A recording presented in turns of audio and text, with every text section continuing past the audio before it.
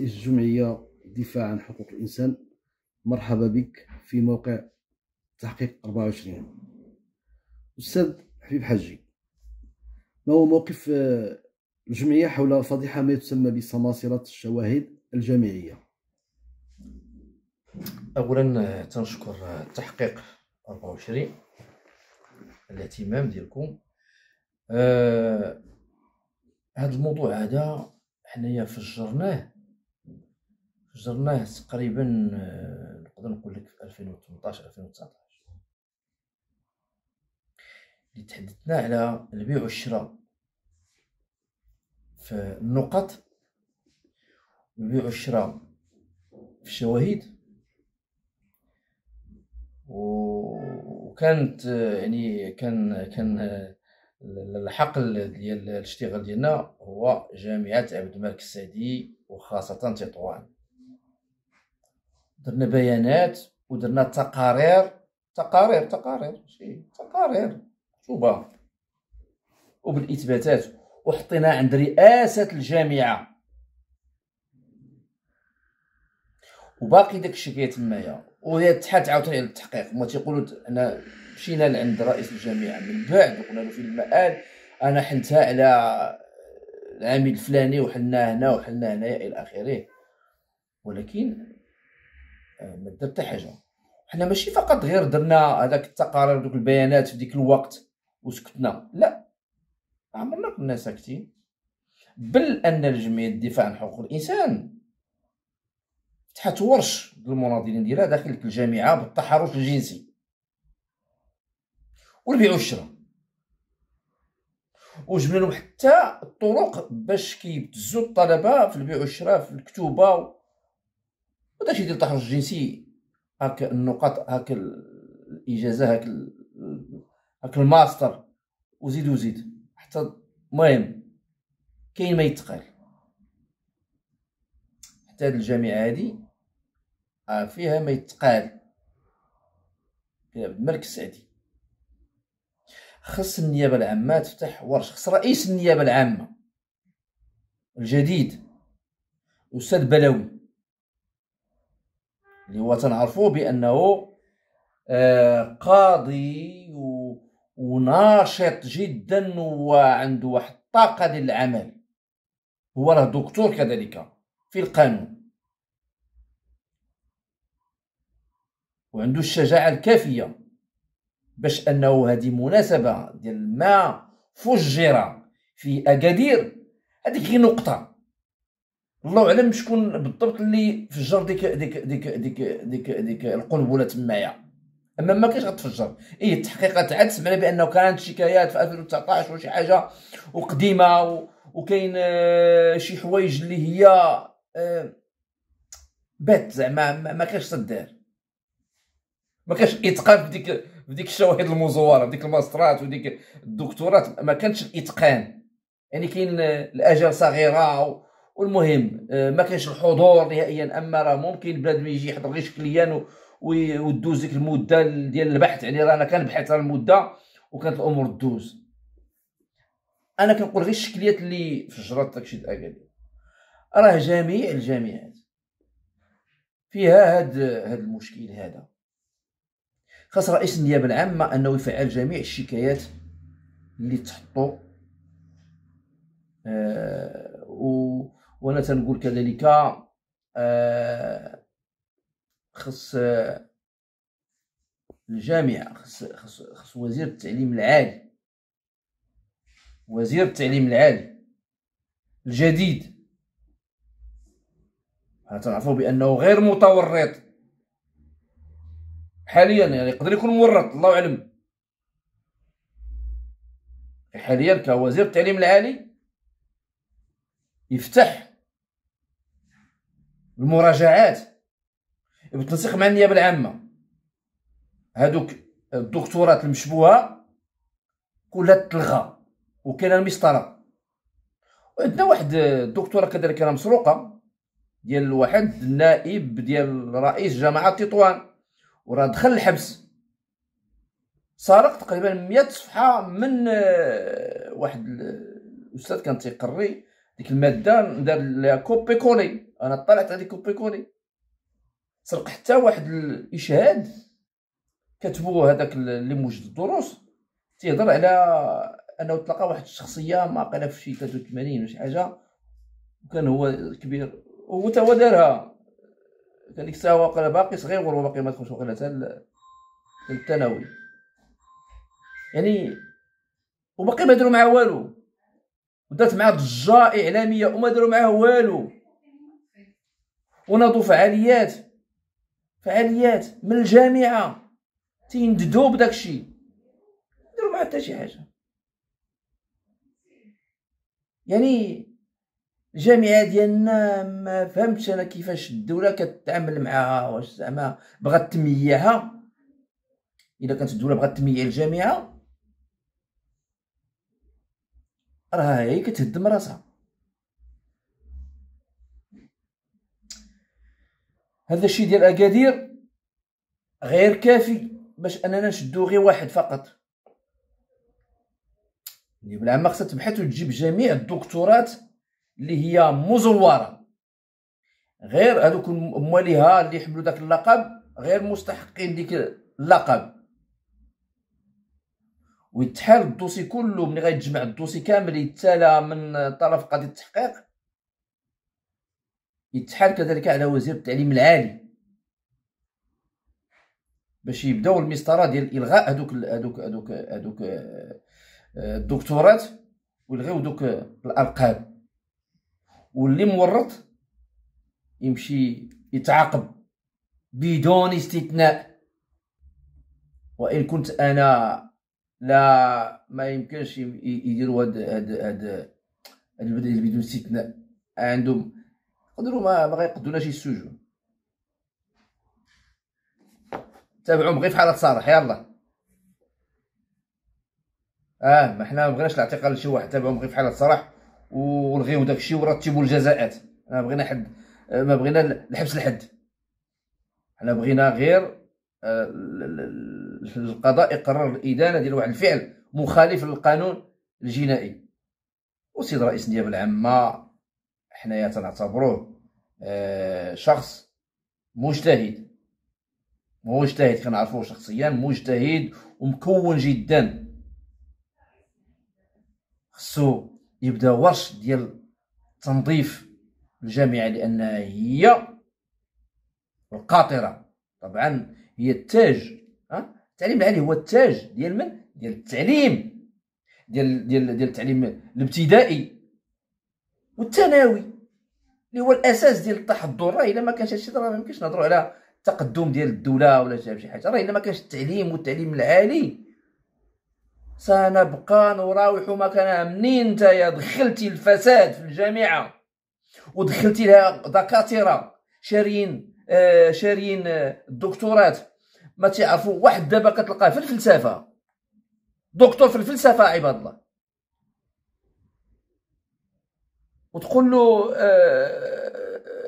هضر لي على هيجل، ما يقدرش يفوت لك دقيقه.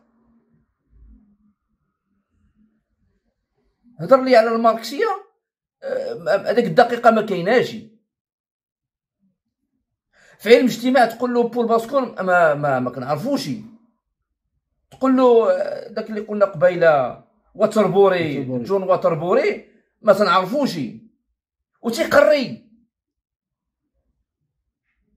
واحد الطالب، انا واحد الطالب غير كنهضر له ما بين الفرق ما بين الماويه واللينينيه. فاش قلت له الماويه قال لي شنو هي الماويه؟ وقفت النقاش. واحد الدكتور عاوتاني والله العظيم تنهضر معكم، واحد دكتور شي نقاش بيني وبينه هكذا، جبنا المعتزله. قال لي شنو هي المعتزله؟ واش غدير دي جميع هادي. أستاذ الحبيب، تكلمت على الجزاءات بخصوص التسريبات الأخيرة بعض الأسماء اللي هي فيها مناصب حساسة عند الدولة، فيها قضاة، فيها وكلاء الملك، فيها مسؤولين أمنيين، فيها عمال، فيها قياد. ترتيب الجزاءات، هل يمكن التجريد ديالهم من ديك المهام لأنهم غير لا يستحقونها وضلوا الدولة بهذه الشواهد باش تمكنوا من ديك المهام؟ غير مستحق. ترتيب الاثار القانونيه، ملي كنلغي ديك الشهاده، ترتيب الاثار القانونيه كنجردك وتنرجعك حيت هذاك المنصب اللي شديتي بناء ديك الشهاده غير مستحق، كاين قانونا. وبالعكس هادو الناس خصهم يتعاقبوا، ماشي غير يتجردوا فقط ويرجعوا للمنصب اللي كانوا فيه، خصهم يتعاقبوا، لانهم هادو راه ماشي فقط غير مشاركين في الجرم، فاعلين اصليين، لانه هو اللي جا كيعطي الفلوس، هو اللي تيقلب على المنصب باش يمشي يدي فلوس ديال الشعب بالزور. هذا خبيث، هادو اشخاص خبثاء باش يترقاو في المناصب ويدخلوا الفلوس، وملي غيشيل داك المنصب غيستغلوا عاود وغيدير منه مصيبه كحله، غادي يدير شبكه ديال الفساد، لانه هو راه مشى جاب شهاده فاسده. حتى في العلم عباد الله حتى في العلم مشينا له كنلوتوه، الشهاده عندك ديال العلم والراس خاوي، الشهاده يندى له الجبين يعني. أستاذ الحبيب، شفنا التصريح ديال رئيس الحكومة أمس، تكلم على الوضعية الجامعات وقال بأن الملف عند القضاء وما يمكنش يتدخل في القضاء. هذه من جهة. من جانب ثاني نرى أن الدولة المغربية هي أول جامعة دارت فيها، هي جامعة القرويين في 859 ميلادية على ما أظن، وحنا في 2025 لحد الساعة إلا عندنا 12 مؤسسة جامعية. ألا ترى أن هذا الأمر مستهدف كدولة مغربية، ومستهدف التعليم العالي، وخاصة أن الأطر الأكاديمية كلها خريجين ديال البوليتكنيك فرنسا أو كندا أو شيء، وكأننا لا نعترف بدور الجامعات المغربية ونعتمد دائما على الكفاءات وخريجي الجامعات الأخرى. الاستعمار الفرنسي العربي، هذا الاستعمار الفرنسي العربي هو اللي دار فينا هاد الخبلة هادي وخلانا متخلفين. التحالف الاستعماري الفرنسي الانجليزي العروبي هو اللي خربنا على مستوى البنيات وعلى مستوى حتى المعلومه. التاريخ مزيف، الجغرافيا مكذوبه، كل شيء مزور. خصنا نعيدو القصه من الاول، حيت هاد اللي قلنا ديال التحالف الاستعماري هو اللي بغا يخلينا متخلفين. ما عندناش مدارس في البوادي، انا ولد الباديه وكنمشي انا واخا انا كنت قريت في القريه في المدرسه مزوينه وداك الشيء، ولكن كنمشي للباديه وانا صغير، كنمشي للباديه كنرجع للاصول ديالي. عندنا هذه البنايه ديالها بحال ما عرف شنو هذا، وكيمشي الطفل 4-5 كيلومتر في الشتاء وداك الشيء. ما الدوله ديالنا ما دارش في التعليم حتى شي حاجه، بغات تخلي التجهيل لا في المدارس ولا في الثانويات قلالين، الجامعات قلالين، كليات الطب قلالين، كل شيء. الوغ انت جبتي واحد الجرح كبير. النخب اللي عجنها الاستعمار وعمرها بالعداء المحلي العروبه، بداو وسماو راسهم النخبه. اما كاين اللي راسو راه شريف مشرقي، ولا رانا اندلسي عربي، ولا الى اخره، كلهم مشاو تيقراو فرنسا باش فرنسا تهيئهم باش يبقاو يعني الامتداد الاستعماري الفرنسي. عندنا استعمار ما يخليوناش اننا نتقدموا. راه خص في كل مدينه تطوى خص تكون فيها جامعه بوحديتها. طنجة جامعه بوحديتها، الحسيمه وناظور خص تكون في عندهم جامعه، وجده جامعه، فاس جامعه، مكناس جامعه، الخميسات خصها تكون فيها جامعه. وانا متبع مع الاخوان اصدقاء ديالي في الرباط المعاناه باش تكون جامعه في الخميسات. علاش؟ وتكون بالاحياء الجامعيه. حنا تنقولوا بانه الدوله ما عندهاش اراده ديال ووضع التعليم على سكته بشقين. الشق الاول هو البنيه التحتيه، تكون في المستوى باش ان البنيه التحتيه توصل عند الجميع. خص كلشي يقرا. انا منذ ان كنت حقوقيا تنقول الا بقات شي طفله وصلت للسن ديال التمدرس وما وصلتش للمدرسه ما كاينش تنميه، ما كاينش تقدم البلاد. انا متطرف هذا الشيء هذا مع ساك الذكوره بالالاف الهدر. عباد الله راه في القرى، غير في القرى ماشي في البوادي دابا، القرى ما كاينش المراحل. كي غدير البنت تمشي تقرا؟ البنت ما يمكنش، يعني ما تمشيش تقراي. سيري جلسي، سيري ديري تعلمي القشوع ومن بعد يجي الراجل اللي يديك. شي اللي باقي يفهمها القديمه. شنو المناصفه؟ شنو المناصفه قالوا لنا في 2011؟ شوما كاع ما درتي والو في المناصفه. انا رديت عيني تنتبع، ودرنا مؤتمر ديال جمعيه الدفاع عن القتال، درنا على التعليم مؤتمر باكمله، وتبعت فاش كان غادي يغادر العثماني الحكومه الاحصائيات اللي عطا طاح الرقم ديال التمدرس ديال الفتاه. شحال كنزيدو لقدام ولا كنرجعو للور؟ نقول لك انا شحال من سميتو البرنامج اللي الملك طلب انه البرنامج التنموي يتعاود، داك البرنامج ديال التنميه البشريه خصو يتعاود، وكانت لجنه وهيئه ما اهتموش بالتعليم. وردوا في النقطه الخامسه واقيلا على ما اتذكر. هادشي هذا ومن ديك العهد باقي ما كنشوفوش شنو النتيجه ديال داك الفلوس اللي تخسرات وديك اللجنه اللي كانت. اللي انا بالنسبه ليا فاش قريتو قلت هادشي هذا مضروب في 0/20. اذا نحن لازلنا بالمخطط الاستعماري، لا معلومه صحيحه. لاباس حنا كنستوردوا الرياضيات من الخارج، لاباس حنا كنستوردوا المعلومات الطبيه اللي كيقراو الاطباء اللي كيقراو الطلبه ديال الطب، تنستوردوا داكشي من الخارج. اللي كنجيو هنايا كله مزور، التاريخ مزور. ها هو دابا الاكتشافات ديالنا الحضاره الامازيغيه ما قبل اللي كيبغيو يقولوا لنا بانه التاريخ ديالنا حدو 12 كيلومتر في الزمن، 12 زعما 12 قرن.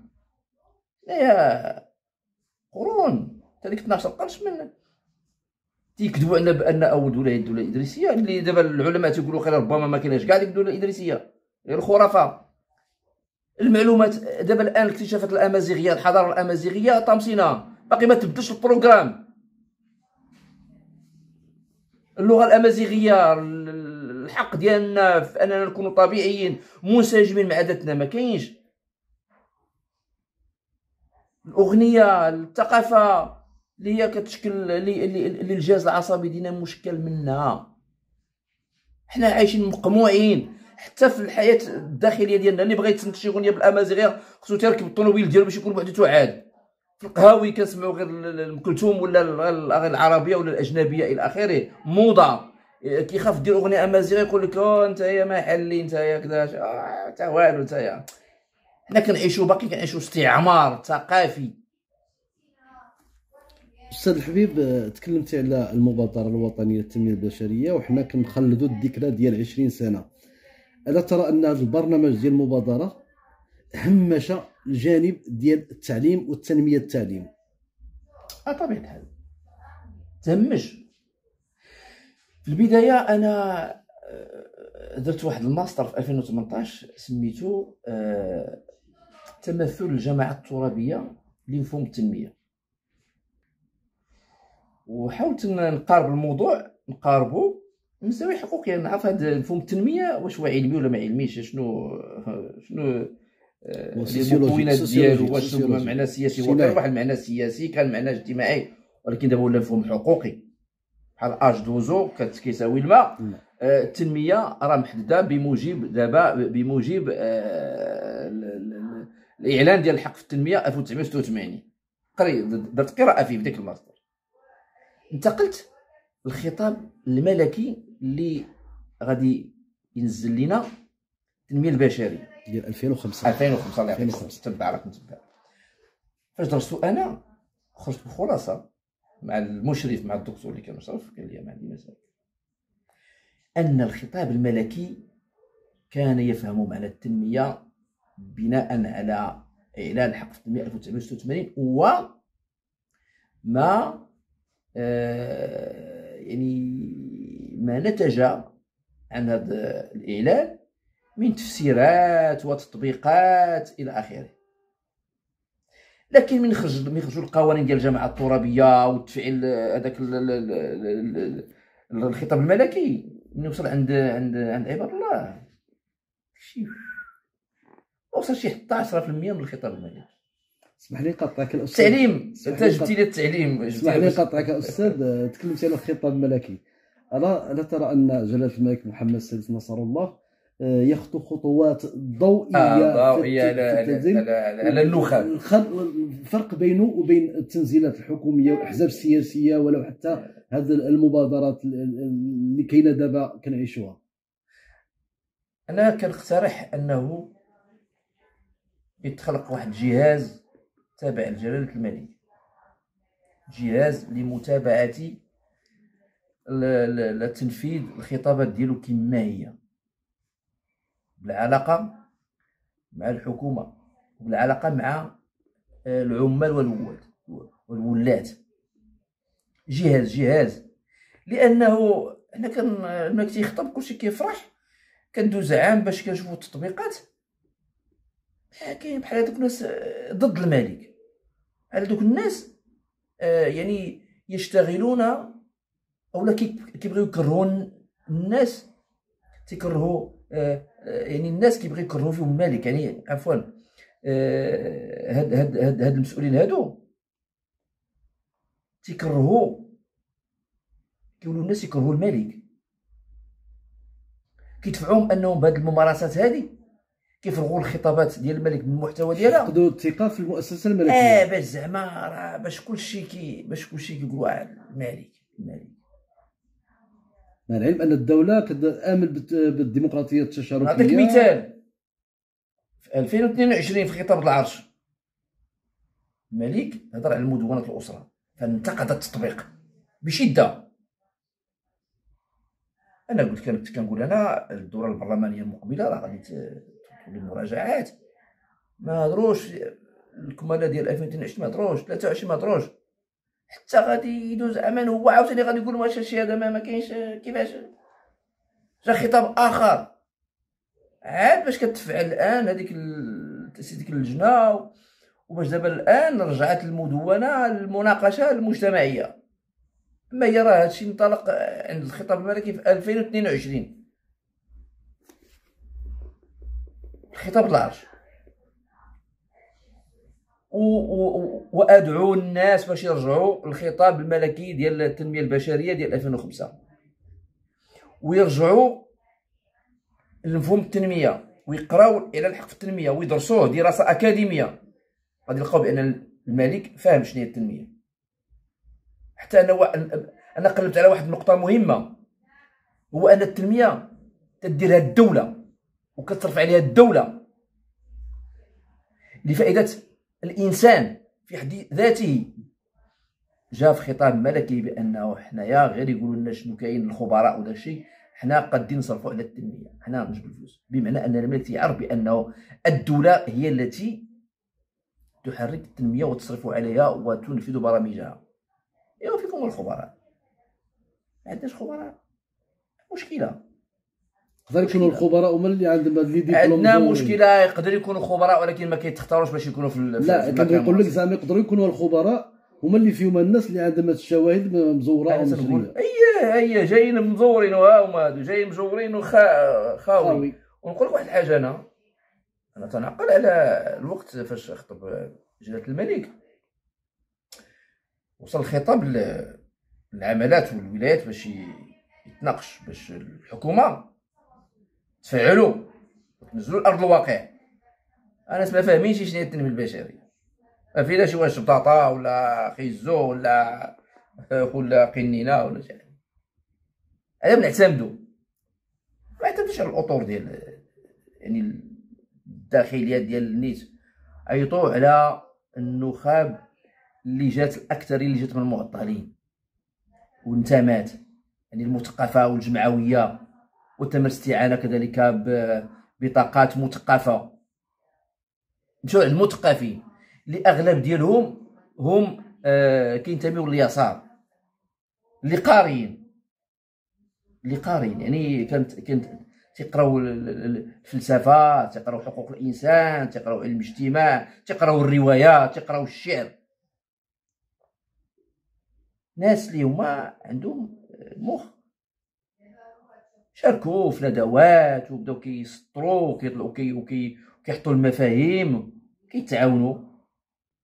بمعنى انا عشت وبقيت انا كنسافر في الندوات وتنهضر وتنقول ودي التنميه البشريه كيفاش. ورجعنا للحق في التنميه، رجعنا للمفهوم ديال التنميه كيفاش كان في واحد الوقت هو كان يتأرجح ما بين مفهوم سياسي ومفهوم اقتصادي. انا نصاوب قنطره، ماشي زعما انت صوبتي قنطره درتي التنميه، لا. التنميه هي جميع مبادئ حقوق الانسان في تفاعلها كامله والان وللانسان. الا جيتي مثلا بحال واحد الوقت كانوا هنا العداله والتنميه، ياك ترقيم المشاريع، الحق هو ما كيفكرش في المراه، لانه هو ما عندوش المراه خدامه ولا المراه كذا شي، لا المراه تيقصي المراه، ياك ما تيفكرش مثلا في المعاقين. هو ماشي ديمقراطي اصلا، ملتزمون بالفتوى ديال قواعد. قرنا في بيوتكم. نقول لك واحد الحاجه، الا حيدتي شي حق من حقوق الانسان، حيدتيه من المنظومه الحقوقيه ورفضتيه وقلتي انا ما نتعاملش بهذا، راك ما كديرش التنميه. التنميه هي جميع حقوق الانسان كامله بدون استثناء تعطى للانسان الان وهنا. الا خالفتي هذه القاعده هذه راك ماشي تنماوي. وهنا مثلا نقول هذه الجمله هذه اللي انا خرجت بها في ديك، اللي انا قلتها في ذاك الماستر ديالي، قلت انه علم جديد. التنميه علم جديد لاداره العالم، من اكبر مقاوله اللي هي الدوله الى اصغر مقاوله. داك كيعصر ليا القهوه الا دار فيها الغيش غيدير ليا الحرقه غيمرضني في صحتي. اذا النزاهه حق من حقوق الانسان. الا حيدتيها قلتي راه حيدتي النزاهه، حيدتي الشفافيه، حيدتي المساواه بين المراه والرجل، قصيتي المعاق، ما كديرش التنميه، تدير السياسه. اذا راه التنميه اصبح علما، وخص الخبراء بصح الشخص المناسب في المكان المناسب. وفي ذيك الوقت وانا كنقرا ما ينتج في اوروبا، كانت فرنسا تتلعب منذ 10 سنوات من ذاك الوقت على مبدا واحد، تكافؤ الفرص. كيقولوا الفلاسفه ديالها هو فرنسا راه غاديه غتنهار، راه خصنا نرجعوا للهبه ديال القوه ديالها بمبدا واحد، الرجل المناسب في المكان المناسب. حنا عندنا شي هذا، حنا بالعكس جيب هذاك المثالي اللي ما فيه ما يتشاف لديك البلاصه اللي هي مهمه جدا باش نفلسها. وهذاك تيقول راسو عنده شواهد، عنده مكون، عنده كذا، صيفطوا لي ماليه. ديروا هذاك، دير له شي مشكله، نديروا مجلس تاديبي نقصيوه ولا نديوه كاع للحبس. راه هذا هو موقف ديال جمعيه الدفاع عن حقوق الانسان، اللي هي مواقف ديالنا كحقوقي كذلك. وانا احب وطني وانتقده من اجل ان نزيد الى الامام. شكرا استاذ حبيب حجي، شكرا على الرحب والاستضافه الجميله. تحياتي لك.